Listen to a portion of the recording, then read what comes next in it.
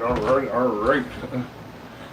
Oh, you got to pull up all the notes. Hey, everyone. Welcome to Wrestle Love's channel. I'm the creator of Wrestle Love, Jonathan Miller. This is Austin Honecker, and if you watched AEW All In from London Wembley Stadium, we have some results and discussion to talk about. And no, we are not sponsored by Dr. Pepper or Mountain Dew, which you probably see in the shot too. And rice. Rice, Roni, the Temperance country. That's Dad in the background, by the way, folks. Say hi to Dad. He's over here making jokes. Hello. He doesn't understand that you can go live in 2024. He's still stuck in 1950, playing with a ball. I'm retro. Playing with a ball and paper clips, not paper clips. Clothespins. But Austin has some notes, and we're going to go through all the matches. I probably may not remember a lot of them, even though don't mess with them. Okay, as long as you can get the bottom, kitty. We're hosting. We've got the camera set up on a cat tree, so if the cat jumps in the frame or goes and gets in the cat tree, oh well, it'll be funny. Yep. Anyways, Austin's got his notes on his phone. I don't remember. I may not remember some of this, but he took notes, so Austin will probably do a lot more of the talking than I do. Some of the matches, actually, a lot of the matches were really good, but we will talk about the main event, because the main event was, Austin was up clapping, so clapping and yelling. I was like, okay, we got the main event was just you can't just so amazing. But we will talk about the main event here later. Let's go to the pre-show, the 0 hour. They had a lot of comment. The first hour was build up. They talked about all the important matches, and then they started matches about an hour before the show started. So let's cover the matches. What was the first match on the 0 hour? Austin Honecker, take it away. Okay. For the pre-show, it was a 16-man tag team match. It was Top Flight, who were Dante and Darius Martin, Leo Rush, Kip Sabian, Rocky Romero, the Dynamite Kid, Tommy Billington, Action Andretti, and Kyle Fletcher versus Arya Davari, Jay Lethal, Anthony Ogogo, Satnam Singh, the Dark Order, which are John Silver and Alex Reynolds, and Private Party, who are Isaiah Cassidy and Mark Quinn. Solid match. It was an odd pairing. Bunch of spots happened, but it is what it is. But the ending to the match, Dante Martin. The ending of the match, Top Flight, Leo Rush, Kip Sabian, Rocky Romero, Tommy Billington, Action Andretti, and Kyle Fletcher went over because Dante Martin pinned Arya Davari with the frog splash. The biggest thing I remember from this match is Dynamite Kid's son. Nephew. Excuse me. Someone related to the Dynamite Kid. He did look a little bit like him, which is good. You can see some of the family resemblance. The only other thing is I didn't know this guy existed. He looked pretty good, but I didn't watch much of the match. But I like Austin's notes. I think he's right. There's not much to say about it. It was a very odd pairing of talent, but sometimes that happens on big shows. Yep. Match 2. It was Tomohiro Ishii and Willow Nightingale versus Stokely Hathaway and Chris Statlander. Mixed tag match. It was a good match for what it was. Stokely Hathaway played his part really great as a manager, not hardly getting involved and only getting involved whenever he had the advantage. But Tomohiro Ishii, he is solid as always. Love his gimmick, everything. Willow Nightingale, she's awesome. So is Chris Statlander. But the match basically was built up with Chris Statlander and Willow Nightingale's rivalry, which was awesome at itself. But the ending to the match, excuse me, Tomohiro Ishii and Willow Nightingale went over because Tomohiro Ishii pinned Stokely Hathaway with a running lariat. The big thing for me was it was a mixed tag. The pairing, this is of Ishii and Willow, was a little strange to me. Not as odd as the first match, but it, by the end of the match, I think things went well. So that's all I've got on that. So next match, Austin Honecker. Okay. Match 3, it was and match 3, which was the main event on the Zero Hour, it was Dustin Rhodes, Sammy Guevara, Katsuyori Shibata, and the Von Erichs, who are Ross and Marshall Von Erich, versus the Undisputed Kingdom, who are Matt Taven and Mike Bennett, and Gates of Agony, which are Brian Cage, Toa Leona, and Bishop Khan. Good match for what it was. They all had good spots and everything, but the ending to it, Dustin Rhodes, Sammy Guevara, Katsuyori Shibata, and the Von Erichs went over because Dustin Rhodes pinned Matt Taven with the Final Cut Swanton Bomb combination from Dustin Rhodes and Sammy Guevara. The big takeaway for me is we don't know how much longer Dustin Rhodes is going to be wrestling. He's currently holding 2 titles, a tag team title and a 6-man tag team title for Ring of Honor, the second promotion that Tony Khan owns under AEW. I think so far since Tony Khan purchased AEW, he's done pretty good with it. Ring of Honor. Yeah, Ring of Honor. I mentioned that twice.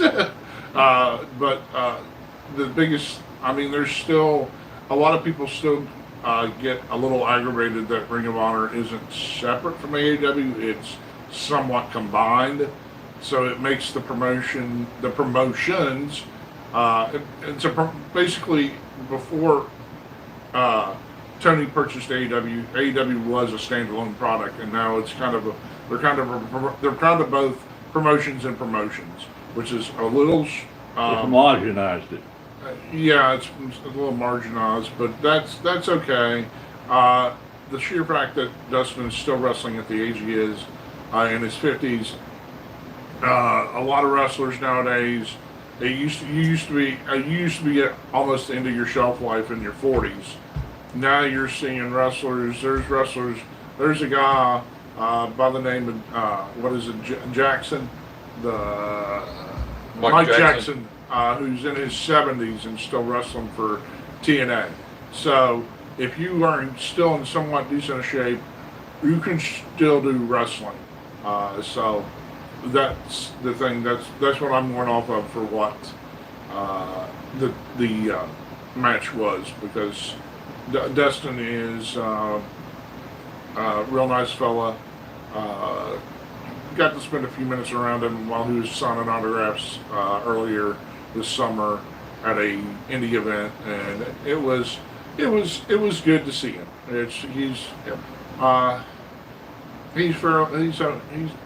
He's gotten just like Juan. He's gotten better with age. So yeah. All right. And also after the match, the thing that I liked about it was Kevin Von Erich coming in and putting the Iron Claw on Mike Bennett and Dustin Rhodes, Sammy Guevara, and the Von Erichs all done the Iron Claw to the others as well. Yeah, the Iron Claw. That's the one thing you don't see in wrestling much anymore.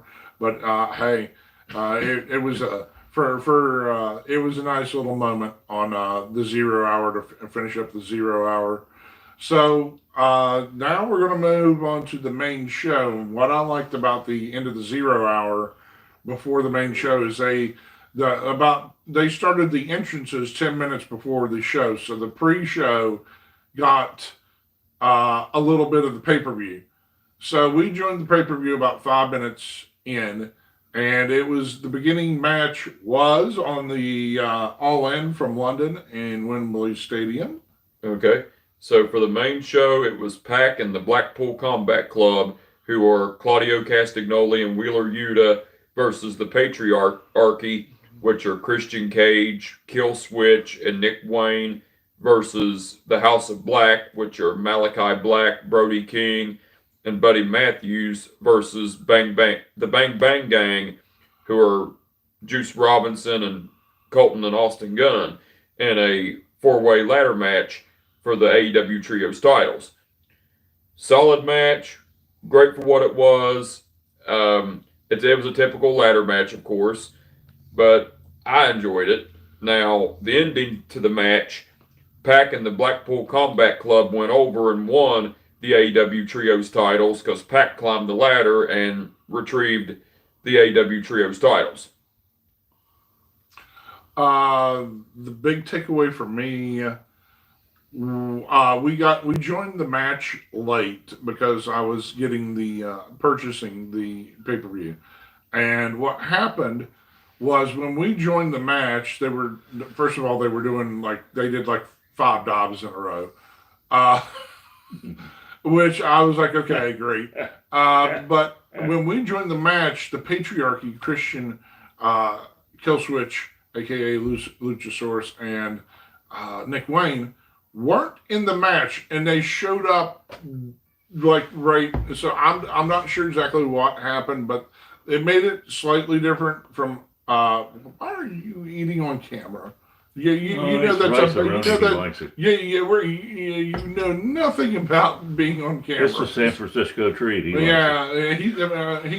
apparently. He watched so much wrestling, he's starved to death. Now he's eating my dad out of house and home. He hasn't eaten that much today. No, he had. He had some food before he got here, but that was like 11 o'clock this morning when this all started 6 hours ago. So this has been a long day of wrestling. But once again, we're having fun. We're having a party here, aren't we? Yeah, we had a party here. Yep. So it was a good Sunday afternoon party. Yes. Anyways.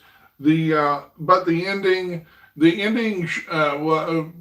Pac got the titles, but it looked like there was once again dissension in the Patriarchy, which pays off later in the pay-per-view, and we'll mention that when we come to it. So, let's move on to the next match number 2 on the All In 2024 pay-per-view. Okay, match 2, it was Mariah May versus Toni Storm for the AEW Women's title. Loved the match. Awesome build up to it. That there was what they showed in the match with Mariah Young hating Toni Storm, and Toni Storm being all emotional because she loved Mariah May and everything. But like I said, it was an awesome match. But the ending to it, Mariah May went over and won the AEW Women's title with Toni Storm's Storm Zero. That's one of the takeaways was she did put Toni Storm away with her own move. The other takeaway was Mariah May slapped her own mother.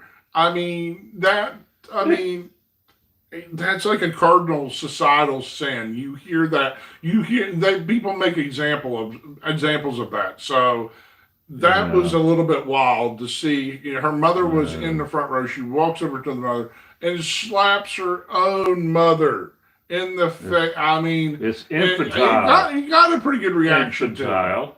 to it. What my dad said. It's just But good match. I want to see what Mariah May does as champion in AEW. They're getting better with the women's division. There's still problems with it, but we'll see if Mariah May can, at the top of the mountain, do something with the title and where they go with it.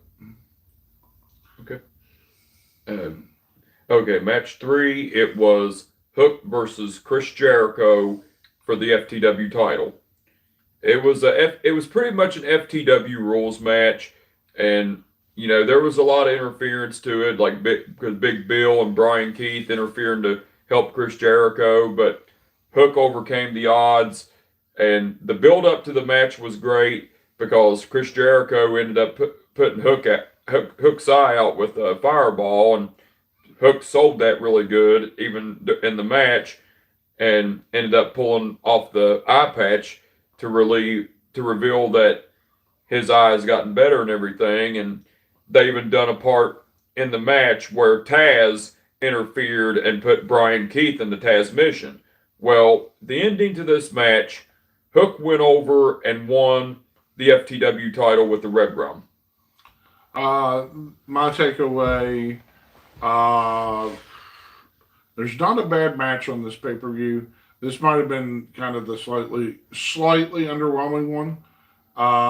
This makes Hook a 3-time FTW champion, which it's not even an AEW title. It's a Renegade title. It's a title that technically doesn't have any recognition to it other than being an ECW 30 years ago. But it was all right for what it was. Even though the For the World champion thing, that Chris Jericho was basically a meme. It was hilarious while he was doing it. Yeah, I think it was a good match, and it was good for what it was. So let's keep it rolling. Okay. Match 4, it was the Young Bucks, who are Matthew and Nicholas Jackson, versus FTR, which are Dax Harwood and Cash Wheeler, versus the Acclaimed, who are Max Caster and Anthony Bowens, in a triple threat tag team match for the AEW tag team titles. Phenomenal match. I've got to say, it was awesome. I enjoyed the match. But the ending to the match, the Young Bucks went over and retained the AEW tag team titles because Matthew Jackson pinned Dax Harwood with the BTE trigger from Matthew and Nicholas Jackson. My takeaway from this match is the Bucks are still champions, which continues this tyrannical reign / their EVPs. They're nuts about controlling everything, and so I'm okay with what they're doing.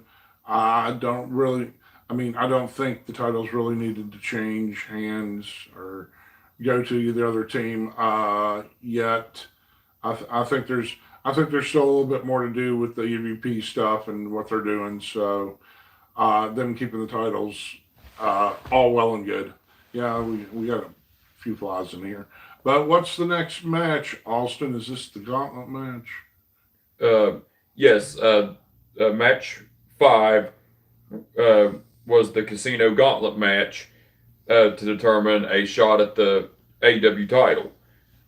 It was a phenomenal match. What it was like a battle royal type thing, except the only way to lose is through pinfall or submission, not over the top rope.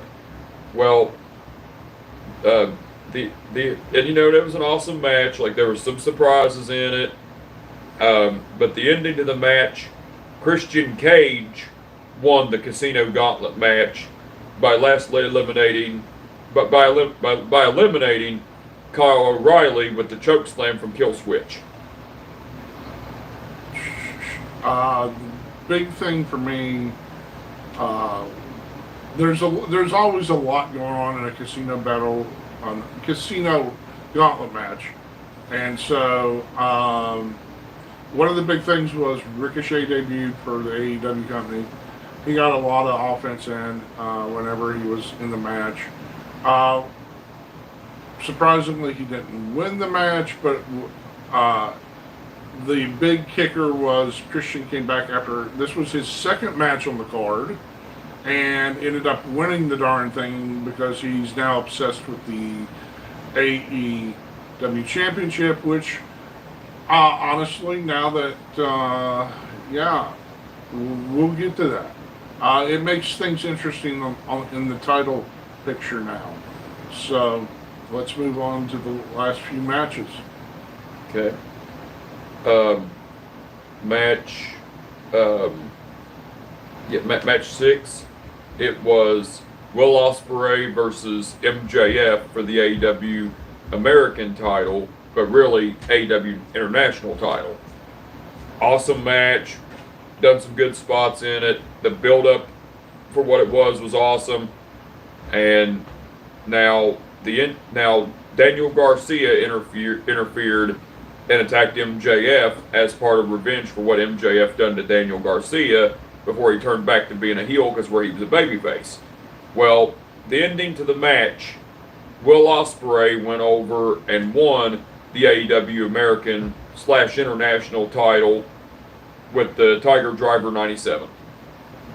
Takeaways is this ends the unofficial American title thing that MJF did. It was never, quote, recognized as the American title by AEW, even though commentary and everyone else was saying the American Championship. So whenever Ospreay won, he didn't even want to touch the American, quote, American title. He was presented the AEW International title by Christopher Daniels, one of the AEW officials. So I think I don't think MJF needs a title. In fact, I think the only reason they switched the title was to have this moment in Wembley Stadium for the match in Ospreay, and it made it a big deal. So I'm going to be interested to see. Well, I figure MJF will continue kind of lightly feuding with Daniel Garcia, since Daniel Garcia did interfere in the match. I figured that will continue, and it will be interesting to see where MJF goes from here. But I think Ospreay having the title, because he's right up there in the top 3 or 4 or 5 people in the company, is good for the company, because Ospreay's a highly visible person on the show. They're paying a lot of money to Ospreay, so yeah, I think Ospreay pays dividends to AEW. Let me see. Okay, match 7. It was Mercedes Moné versus Britt Baker for the TBS title. Great match for what it was. Mercedes Moné done the whole good job of being a heel, and Britt Baker done great at being a babyface. And the match was great. Now, the ending to it, Mercedes Moné went over and retained the TBS title with the Moneymaker. I'm okay with this match. I think there needs to be more between Britt and Mercedes. I don't know how long Mercedes is going to be with AEW. I mean, she came in immediately and won titles. One person that she wrestled already left the company, is already with the other company, WWE, which is a lot of people were, or the rumors were a lot of people were mad at how she handled leaving the Mexican companies and AEW, even though she wasn't technically, I don't think technically signed to AEW, but I think Mercedes Moné's on a multi-year contract with AEW as of right now. Yeah, but I'm not talking about Mercedes. I'm talking about Stephanie. Oh, but what you brought up before that. Yeah. So, but yeah, I think there's more. I think there's more to come from Moné and Britt Baker. So we'll see. Plus they finally brought in the muscle Camille for Mercedes. So I'm going to be interested to see where the Camille Mercedes stuff goes too. Same here. Okay, match 8. It was Jack Perry versus Darby Allin in a coffin match for the AEW TNT title. That was a kind of brutal, awesome match, but the ending to the match, Jack Perry went over and retained the AEW TNT title by putting Darby Allin in the casket and shutting the lid. My takeaway from this is I finally got to see the TNT title that Jack Perry has, and it's the one that looks like it's kind of like burned alive or something. So it's not like weird, but it's not as nice as all the other titles that they've had as TNT titles. The other takeaway was after Darby got beat, they were going to try and set the casket on fire, and Sting came out to Save Darby and beat up the Elite. So it was nice to see. London was totally into Sting coming out and doing that. They were even singing "Seek and Destroy" by the time he left. So, basically, the commentators referenced something he said when he retired. He says, he said, "Look, I may be retiring, but I'm going to keep an eye on AEW," and that's what it meant. He'll make maybe a special appearance every once in a while, and maybe clean house, and you come in, clean house, and leave. Maybe it needs to be Sting's new t-shirt. Right. Okay. And match 9, which was the main event, it was Bryan Danielson versus Swerve Strickland for the AEW title in a title versus career match. The build up to it was nice because Swerve Strickland's reign as AEW champion and Bryan Danielson's possible retirement. Now, the match itself, it was 5 stars. Like, I mean, I hate to quote Dave Meltzer, but it was like it was a 5-star, maybe 10-star match. And you know, it was just blatantly awesome. Now the ending to the match, Bryan Danielson went over and won the AEW title with the Rings of Saturn. Yeah, the slightly modified label lock Rings of Saturn, where you lock both arms back and make someone submit. So the takeaway for me is Austin's like, oh well, Bryan Daniels' last match is today, and I'm like, I don't think so. That was the rumors. That's what that was. Well, Austin believes a lot of rumors because he's still he still hasn't figured out everything in life, and nor have I. But the way I tell him he's like he's on some of the repeater sites, and I'm like, go listen to like the Not Sams and the Chris Van Vliets and me, because I'll get the good information. Heck, I'll give you a really funny one from back in the day when Kane first debuted. I was at a house show in Huntington, West Virginia, and I was sitting beside people discussing who Kane was, and they were saying it was Sid Vicious. And I'm like, no, it's not Sid Vicious. They're like, yeah, it's Sid Vicious. It's gotta be. Like, no, his name's Glenn Jacobs, and he used to be the fake Diesel. And they're like, people drive me nuts. This is why Austin has so many problems. People drove him nuts when he was 5 years old, and guess what? He still has trauma from it. But you know what? We're working through that trauma. We're all working through trauma.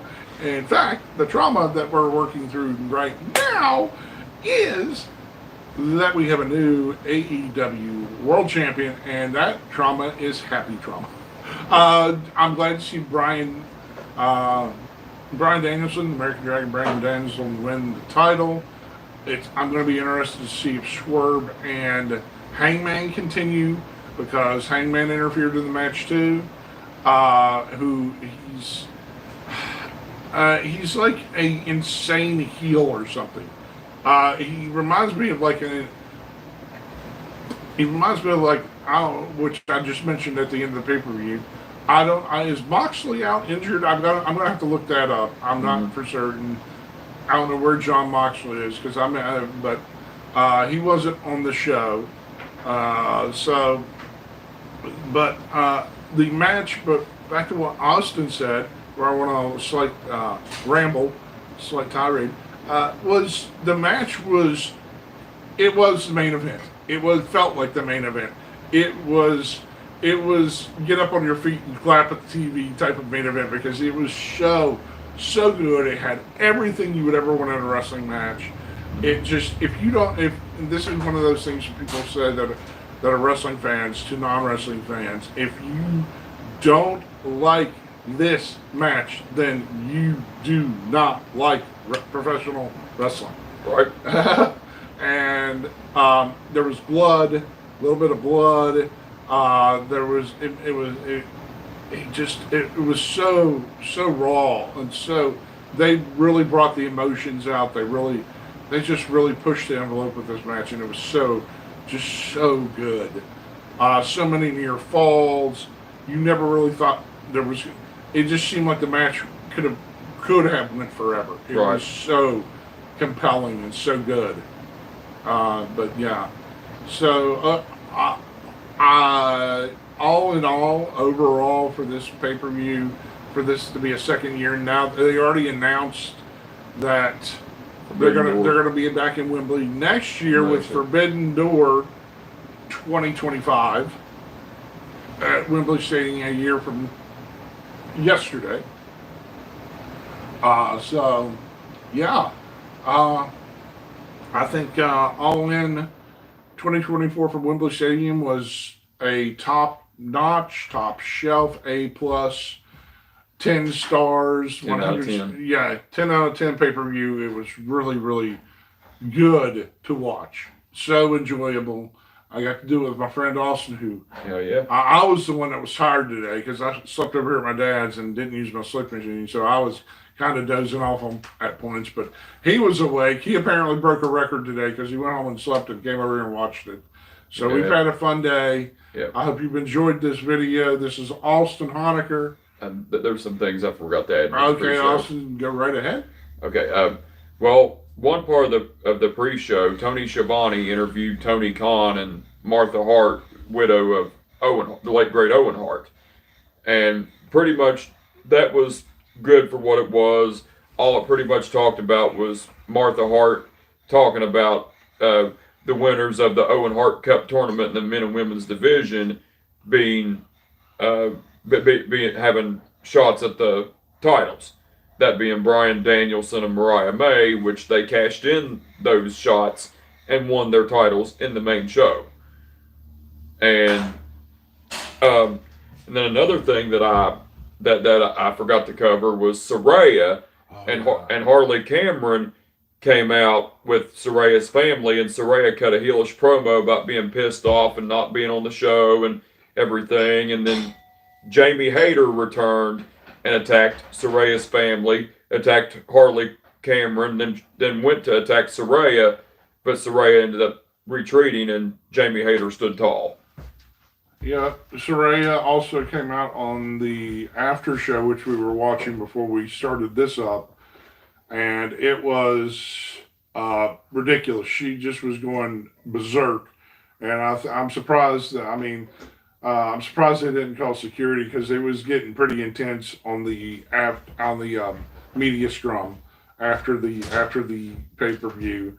They ran off Renee, and they just the family took over the set for a good couple minutes and just ranted about how they weren't on the show, and so it was a little absurd. But I get what Austin's saying. They're doing a big story where they're not getting Tom. They're not so they raised a big stink about things because they are from the UK and they're the most well-known UK family and all types of stuff. Yeah, the Knight family. The Knight family. Yeah, and that's building up a feud between Saraya and Jamie Hayter. So I'm interested to see how that turns out as well. Yeah. If you join, I think I have the live chat on. So if you joined the live chat, we didn't have another phone or way to view the live chat. So if you had questions or comments, I apologize. I will have to remember because we did this on the spur of the moment. I didn't know Austin was ready to do a podcast. Sometimes we're too tired or something else happens, and other things happen and we don't end up doing that. So, but if you want to reply to stuff that we're chatting about, I can get back to you on this channel, not the John Fun channel. We are on Wrestle Love today because we have 3,000 people and we want to entertain 3,000 people with some good commentary and comments on this channel. So once again, this is Austin Honecker, the voice of professional wrestling, because he announces stuff, he does commentary, he's a good guy, book him. I am Jonathan John Fun Miller. I do digital media, video, audio, and wrestling shows. You can catch us down the road, and we'll see you next time because Austin Honecker. Yep. But before we end the podcast, we will be possibly on here next weekend because WWE will have a pay-per-view called Bash in Berlin. Yeah, we may be back here. We got a free weekend, so we might be back here next week with Bash in Berlin coverage. WWE. But for AEW, we will see you down the road next time. Wrestle Love, Austin Honecker. And by the way, my name is Austin Honecker, and I will catch your ass down the road. Peace out.